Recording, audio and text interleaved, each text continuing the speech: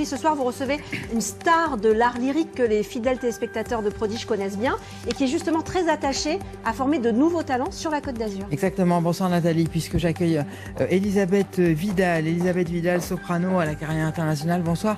Bonsoir. Merci d'avoir accepté notre invitation. Alors effectivement, vous avez fait partie du jury de l'émission Prodige sur France 2, mais pas que ça, nous vous avons invité en fait parce que vous êtes co-directrice du Centre d'art lyrique de la Méditerranée.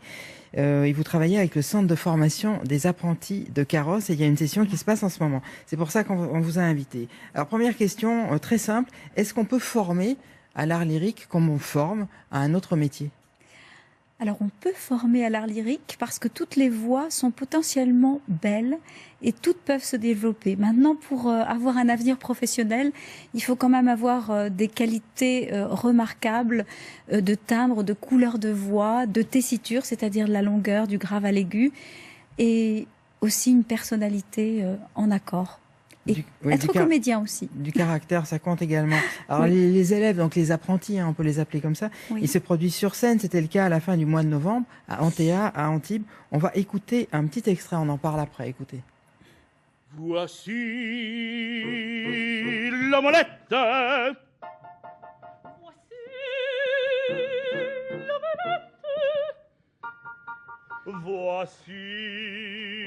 Voici l'omelette.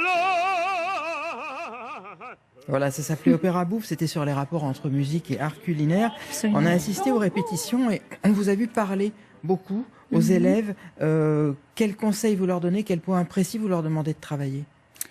Alors, justement, on leur demande d'être corporellement incarnés pour à la fois être dans leur personnage théâtral et en même temps libérer leur voix.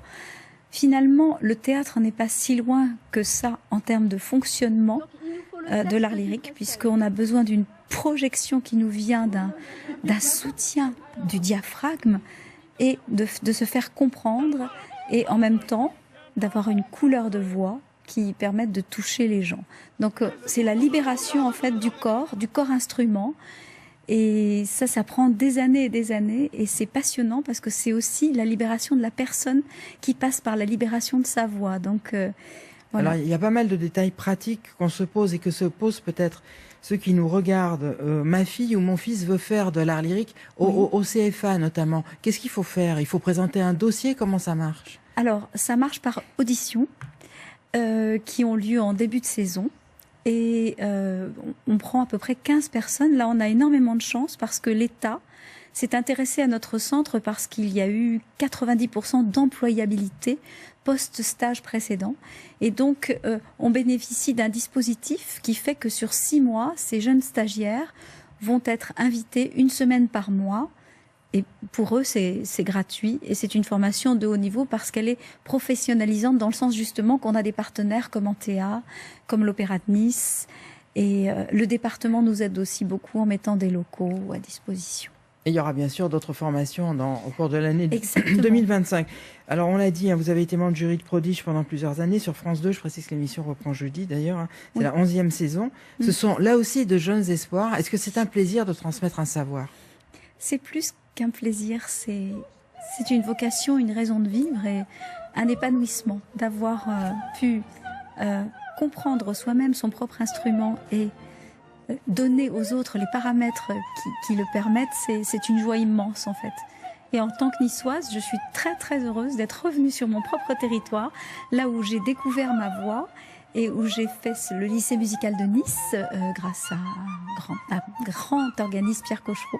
Voilà, je reviens ici donner ce que la vie m'a appris en compagnie de mon mari, André Cognier. Nous sommes connus à l'Opéra de Paris et notre vie, ça n'a été que chanter jusqu'ici et maintenant apprendre à chanter et partager.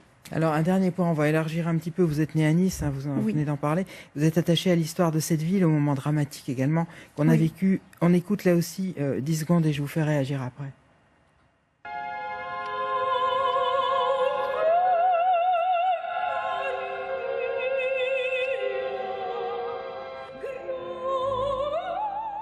Voilà, ça c'était les répétitions, vous alliez chanter, c'était le 29 octobre 2021, un an jour pour jour après l'attentat de la basilique Notre-Dame. Question très simple, est-ce que c'est l'un des moments les plus émouvants de votre carrière, voire de votre vie? C'était extrêmement émouvant. d'être en connexion avec cette tragédie qui a lieu là où moi j'ai appris à marcher. Et ça a été... j'étais loin le jour de cet attentat et je me suis dit que ce temps s'est suspendu depuis cet attentat et on ne voit plus cette promenade de la même manière. C'est différent maintenant. Ni la basilique Notre-Dame. Merci beaucoup. C'est l'heure des questions. Nathalie, est-ce que cette formation à l'art lyrique dont on vient de parler a intéressé et a suscité des questions chez ceux qui nous regardent? Alors oui, en effet, Elisabeth Vidal. D'abord une question de Chiara de Lagotte qui se demande si les chanteurs de pop peuvent devenir chanteurs d'art lyrique. Eh bien absolument. On a actuellement dans les 15 chanteurs choisis au moins 3 ou 4 chanteurs qui ont commencé par la pop. Alors par contre, il faut savoir que c'est presque comme une rééducation. C'est-à-dire que nous, on est le corps instrument sans utilisation de micro, avec la révélation du timbre pur, sans artifice. Et ça demande une disposition, une détente que n'utilisent pas les gens qui ont un micro. C'est un nouvel apprentissage. Ouais. Pierre de Nice vous demande quel chant traditionnel niçois vous fait vibrer. Alors, chant traditionnel niçois, évidemment, on a la Nit Salabella, évidemment, mais ce n'est pas ce genre de chant traditionnel qui, moi, va me toucher. Par contre, j'en ai découvert un, figurez-vous, dans un tiroir de la mairie, traînait un hymne à Nice que j'ai eu le plaisir d'enregistrer avec l'orchestre du conservatoire récemment et qui avait été, je crois, donné à Jacques Médecin à l'origine. Donc voilà, c'est découvrir des choses nouvelles qui concernent Nice, ça, je suis... Il faut toujours fouiller dans les tiroirs. Ouais, merci beaucoup.